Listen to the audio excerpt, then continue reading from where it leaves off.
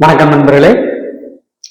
இன்றைய பதிவில் நாம பார்க்க போறது அட்சய திருதியினா என்ன அப்படிங்கிறத பத்தி ஒரு விரிவான விளக்கத்தை பார்ப்போம். ஃபர்ஸ்ட் அட்சய திருதியினா என்னன்னு சொல்லிட்டு ஜோதிட ரீதியாக ஒரு விளக்கத்தை பார்க்கலாம். பொதுவா அட்சய திருதி அன்னைக்கு சூரியன் மேசராசியில அஸ்வினி நட்சத்திரம் 2ஆம் பாகத்துல இருப்பாரு. பொதுவா சூரியனுக்கு மேசராசி அதனுடைய உச்ச வீடு. அதே மாதிரி சந்திரன் பார்த்தீங்கன்னு சொன்னோம்னா ரோஹிணி நட்சத்திரம் 1ஆம் பாகத்துல இருப்பாரு ரிஷபராசியில. இந்த ரோஹிணி நட்சத்திரம் அப்படிங்கிறது பாத்தீங்கன்னு சொன்னோம்னா சந்திரனுடைய சொந்த நட்சத்திரம். சந்திரன் பாத்தீங்கன்னு சொன்னோம்னா ரிஷபத்துல உச்சமாவாரு. அதுவும் ரோஹிணி நட்சத்திரத்துல சுயசாரத்துல உச்சமாக இருப்பாரு. இந்த சூரியன் பாத்தீங்கன்னா காலபுருஷனுக்கு 5வது வீடு. இந்த 5வது வீடு அப்படின்னு சொன்னா என்னன்னு கேட்டீங்கன்னா சந்தோஷம். ஃபர்ஸ்ட் சந்தோஷம், தெளிவு, அறிவு, மந்திரம், அதே மாதிரி குரு பக்தி, இது எல்லாமே பாத்தீங்கன்னு சொன்னோம்னா 5வது வீடு குறிக்கும். இந்த 5வது வீட்டுக்கு அதிபதி யாருன்னு கேட்டீங்கன்னு சொன்னா சூரியன். அதே மாதிரி சந்திரன் அப்படின்னு பாத்தீங்கன்னா காலபுருஷனுக்கு 4வது வீட்டுக்கு உண்டான கிரகம், அதாவது கடகராசிக்கு அதிபதி. இந்த சந்திரன் அப்படிங்கிறது பாத்தீங்கன்னாங்க மனசை குறிக்கும். அதே மாதிரி வீட்டில் இருக்கக்கூடிய தாயாரை குறிக்கும், உறவினர்களை குறிக்கும், சொந்த பந்த சேர்க்கையை குறிக்கும். இப்போ இந்த சந்திரன் பாத்தீங்கன்னா தன்னுடைய சுய நட்சத்திரத்துல ரிஷபராசியில, இந்த ரிஷபராசி அப்படிங்கிறது காலபுருஷனுக்கு 2வது வீடு. இந்த 2வது வீடு அப்படிங்கிறது பாத்தீங்கன்னா குடும்பத்தை குறிக்குங்க. குடும்பம்னா என்னன்னு கேட்டீங்கன்னா அப்பா, அம்மா, மனைவி, குழந்தைகள், சொந்த பந்தங்கள், உறவினர்கள் எல்லாமே சேர்ந்ததுதான் குடும்பம். அப்போ சூரியன் காலபுருஷனுக்கு 5வது வீட்டுக்கு உண்டான கிரகம். காலபுருஷனுக்கு லக்னத்துல உச்சமாகிறாரு. இந்த சூரியன் பாத்தீங்கன்னா நம்மளுடைய ஆன்மாவை குறிக்குங்க. இந்த சந்திரன் பாத்தீங்கன்னு சொன்னோம்னா நம்மளுடைய உடலை குறிக்குங்க. இப்போ சூரியன் நம்ம உடம்புக்குள்ள இருக்கக்கூடிய உயிர், சந்திரன் நம்மளுடைய வெளியே தெரியக்கூடிய உடம்பு. அப்போ இந்த அட்சய திருதி அன்னைக்கு சூரியன் ஆன்மாவை குறிக்கக்கூடிய கிரகம் உச்சமா இருக்காரு. இந்த உடம்பை குறிக்கக்கூடிய கிரக சந்திரனும் உச்சமாக இருக்கிறார். அதே மாதிரி இந்த திருதியை அப்படிங்கிறது என்னன்னு கேட்டீங்கன்னா திதியில அமாவாசை முடிஞ்சு 3வது திதி பாத்தீங்கன்னு சொன்னா திருதியை திதிங்க. அப்போ இந்த அட்சய திருதி அன்னைக்கு சூரியன் அஸ்வினி நட்சத்திரத்துல 2ஆம் பாகத்துல உச்சமாகவும், சந்திரன் ரோஹிணி நட்சத்திரம் 1ஆம் பாகத்துல உச்சமாகவும் இருப்பார். அப்போ பொதுவாகவே நம்மளுடைய உடம்பும் உயிரும் சந்தோஷமாக இருக்குங்க. அப்போ எந்த வேலைகள் வேணாலும் நீங்க செஞ்சுக்கலாம், சுபய விரயங்கள் பண்ணலாம், நிறைய பொருட்கள் வாங்கலாம், வீட்டுக்கு தேவையான எந்த பொருள் வேணாலும் வாங்கலாங்க.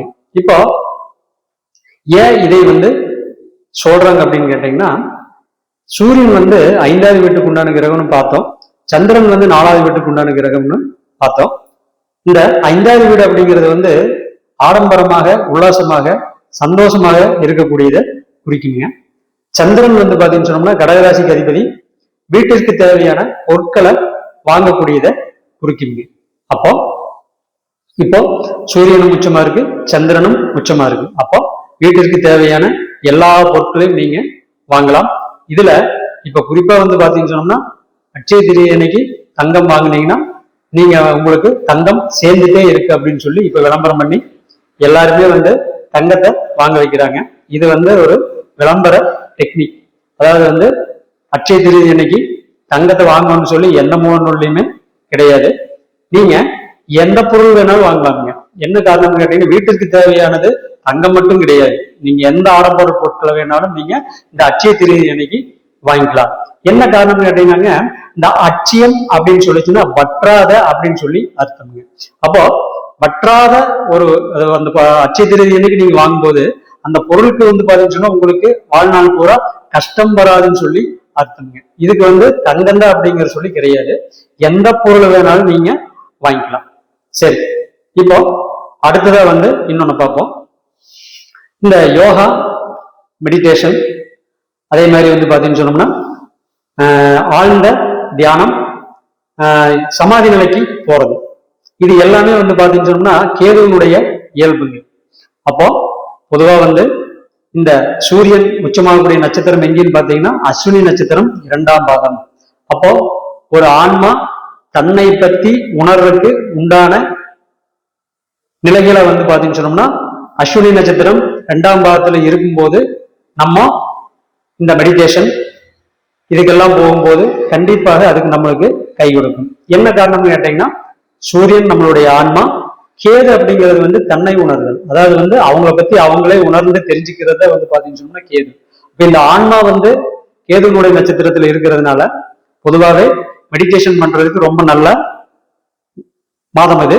இந்த அட்சய திருதி அன்னைக்கு ரொம்பவே மெடிடேஷன் ஆரம்பிக்கிறது ரொம்ப நல்லது. அதே மாதிரி வந்து இந்த சந்திரன் அப்படிங்கிறது வந்து நம்ம உடம்புல ஏற்கனவே பார்த்தோம்.